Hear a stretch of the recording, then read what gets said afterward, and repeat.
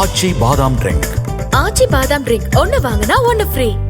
தமிழகத்தில் மார்ச் 1ஆம் தேதி முதல் இன்று வரை இயல்பை விட 90% அதிக மழை பெய்து உள்ளதாக வானிலை ஆய்வு மையம் தெரிவித்துள்ளது. தமிழ்நாட்டிலேயே அதிகபட்சமாக கள்ளக்குறிச்சியில் 345 மடங்கு இயல்பை விட அதிக மழை பெய்துள்ளது என்றும், கள்ளக்குறிச்சியில் இயல்பான மழையளவு 6 சென்டிமீட்டர் என்கிற நிலையில் 28 சென்டிமீட்டர் மழை பதிவாகியுள்ளது என்றும் வானிலை ஆய்வு மையம் செய்திக்குறிப்பு தெரிவித்துள்ளது.